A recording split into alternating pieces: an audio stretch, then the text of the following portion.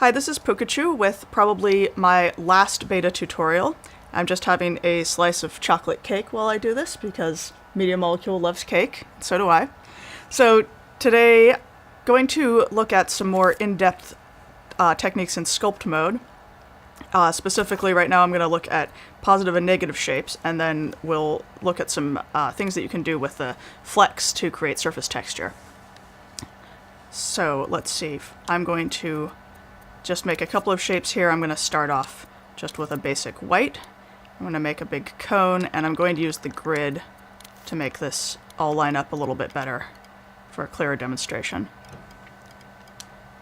I'm going to back out of here. Oops. I did have the wrong tool selected though. Let's try that again.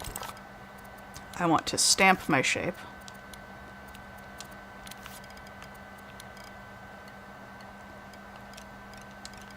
Alright. I'm going to just make 3 copies of this, and I'm going to demonstrate what happens when you do negative shapes in 3 different ways. So the first thing I'm going to do is just a normal subtractive shape, and this is just using the stamp tool. I'm going to change color so that we can see the color of the cutaway. So our first negative shape cutaway will be done in bright blue. And there's one negative shape stamped down, and you can see it's not the same as actually erasing or deleting, because if I take this negative shape and move it, then the rest of the shape is actually still there. Let's go over to the next one, and the next thing I'm going to do is a cut out, which is not the same as a negative shape stamping down. And for the cutout, I'll use green.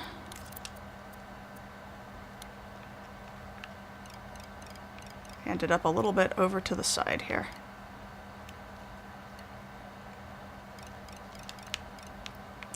Go into this mode here so that I can see what I'm doing a little bit better. Oops.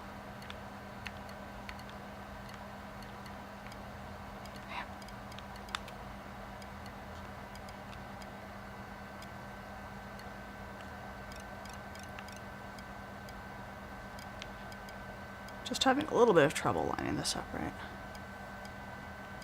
There we go. Upright tool. Alright, so that is the cutaway, or sorry, that is the cutout. And when I scope out, now I have these 2 parts, and, well, I didn't make it quite even because we have a little piece sticking out there, but that's okay. Now if I scope into the part that was cut away from the other piece, you can see it is still remembering the whole shape, and it has this cutout here. I can delete that and I have the whole shape again. If I go over to the original one, it's the opposite. So again, the entire original shape has still remained intact. The next thing I'm going to show is the crop tool. Oops. And we'll crop in pink.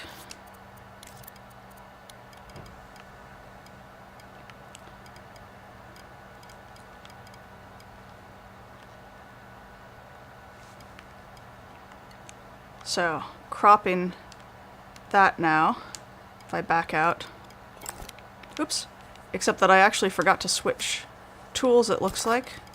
I was still on the cutout tool. So let's try that again on the cropping.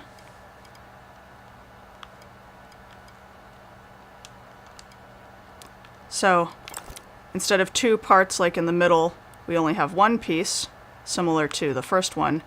If we go in here, just like before, we can delete the cropping, and in this case if we take this and move it, the cropping stays in place just like the negative shape does over here on the original one. So the next thing I'm going to show is what happens when you start adding positive shapes back in after using negative shapes in these 3 different ways. Because the negative shapes only affect the stamps that came, or the gestures that came before them, and when you add positive shapes, those are not affected by the negative shapes, but sometimes they are affected by what no longer remains of the original positive shape. So I will use a dark purple for these positive shapes. And, oops, I have to go back to my stamp tool. And we'll pick a sphere. I lost my color there. Now, if I leave my blending down completely, we're not going to see really anything happen. The shape will pretty much just remain totally intact no matter how close I get it to the other original shape. But if I start turning on blending, you can see it's blending with where this shape used to exist, or rather where it's been covered up by a negative shape. And if I make it a little bit larger, you can see that blend starting to happen. So I'm going to stamp that down, and I'm going to take the same shape and I'm going to just use it on all of our other ones here in the same way. And we'll see how it changes or doesn't change. So this is where the cutaway was removed, and then here is the cutaway piece itself.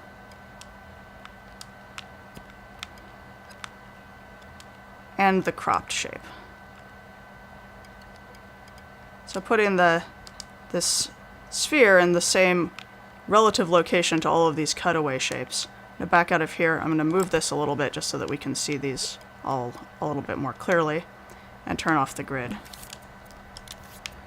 So, oops. Before I turn off the grid, let's get this back in alignment. This moved over to the side, and we should have it centered for consistency.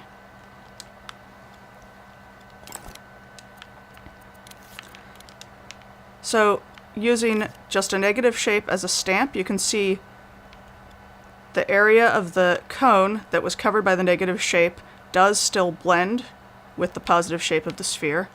And the same thing happens when we use the cutaway tool. But the piece that was cut out of the original, so you could call this the parent and this the child, to use the same terminology that is used in connectors. Here, we're not having any sort of remnant of the sphere, sorry, no remnant of the cone where it interacts with the sphere. So if you want to really have it look like you've removed a part of the cone, if we scope in here, of course, we do still have that shape, that negative shape, if we can get the cursor. There we go, it's kind of popping in and out. If I can grab that square shape and remove it, then of course we'd have the whole cone still intact again. And if I grab the cone, oops, that was the sphere. If I grab this cone and move it around, it moves in relation to the square that was its cutout. If we look at the cropped shape, it gets the same effect as the cutout shape.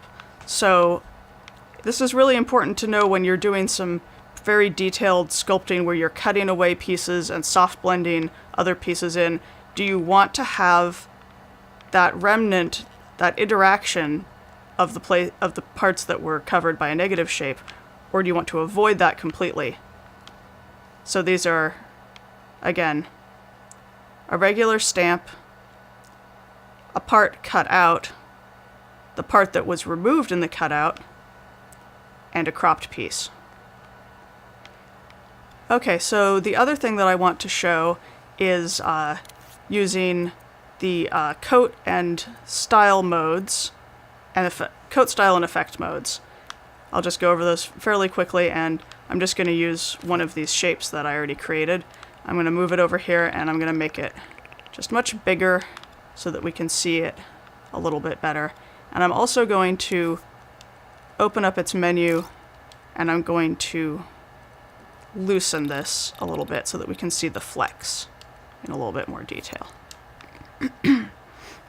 I'll just make it a little easier to show what these different tools do. Oops, I actually want to leave this open.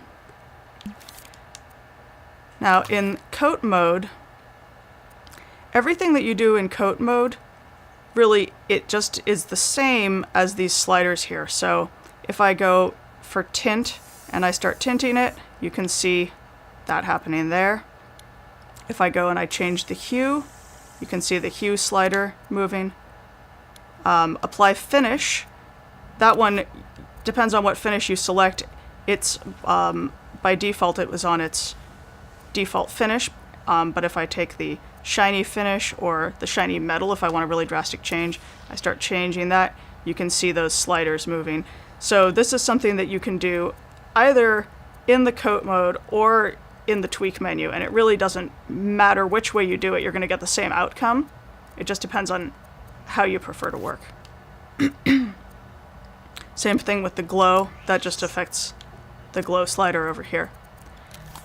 I'm going to move over into the style mode, and everything in the style mode pertains to the Fleck properties in the sculpture. So if I apply looseness, you can see the looseness going up even more from where I set it to. You can go to subtractive, and that brings it back down. I'm going to go ahead and leave it pretty big there. Impasto changes that slider. We'll get back to comb in just a minute. Ruffle, same thing on that top slider. I'm going to turn the impasto all the way up, and I'm going to turn the looseness all the way up. Well, maybe not quite all the way up, that's a little bit too much. And I'm going to show, we'll get back to the combing feature in just a minute. I'm going to look at apply Fleck here. This is one thing, this and the comb are the two things actually that are not in the tweak menu for the sculpture. So I'll go ahead and close that. When you apply Fleck, I'll just show first real quickly, if you scope into the sculpture and you change the Fleck type here, and let's say change it to dots, it's changed everything, the whole sculpture. But if you go into the style mode and you apply Fleck this way, let's go from dots to squares because that's very noticeable. You can go just a little bit at a time, and just some of the flecks are changing, but not all of them. I'm actually going to just scale this up really big here so that we can see those flecks in a little bit more detail. And you can actually get 4 different kinds of flecks this way by doing just a little bit at a time. So there oops, then I went a little bit too far, I'll back up. So there I've got circles, squares, splats, and this last one is the streaky. I'm going to go all the way streaky to show the comb feature, the comb tool, because it's actually the most noticeable on the streaky Fleck, although you can see it on anything. This allows you to change the direction that your flecks are pointing, and so if you're doing something like a fuzzy little animal and you want its hair to stand all on end, or have its hair be kind of more flat, you can use this.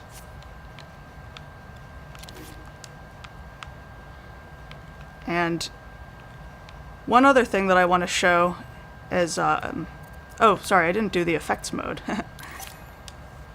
We'll go into effects, and I'll open this menu here. Oops. Everything that you get in the effects mode is the same as what you get in the effects tweak menu of the sculpture. So if I put a boil on it, except I had that subtractive, so I go to additive. Oops, move this down. You can see the slider going up. The only difference between using the effects mode and using the tweak menu is that right now the game is actually paused, it's not playing, but because I'm in the effects tweak, I'm getting a live representation of what the boil looks like while I'm in this tweak menu. If I cancel that out and I back out of here completely and I just use the tweak menu, you don't really see anything happen. But then if I play the game, if I hit play and roll the scene, now you can see it happening. So if you're just using these sliders, you won't see a change unless you start time. And one other thing that I want to show for creating texture, and I'll do it on this other sample, I'll make it really big again. This is just something in the tweak menu of the sculpture, the inner properties. The sculpture has an inside color, and I'm gonna, to make it easier to see, I'm gonna set it to red, and I'm gonna crank that up. And now, when it gets all the way up, you can see this is the color that is appearing in between the flecks, which are covering the surface. And you can make that inside glow a little bit if you wanted to. If you go over here to the Fleck properties and you increase the looseness, then you will see more of that inside color coming through to some extent. You know, the bigger the flecks get, also the bigger the spaces get in between them. And changing the impasto in this case isn't really going to affect the inside, but changing the Fleck perspective, you'll see more of that inside color. So those are some different ways of creating texture on sculptures and fine-tuning the interaction between negative and positive shapes. And I think that is wrapping it up for the beta tutorials. Thanks for watching, and stop by dreamsverse.com.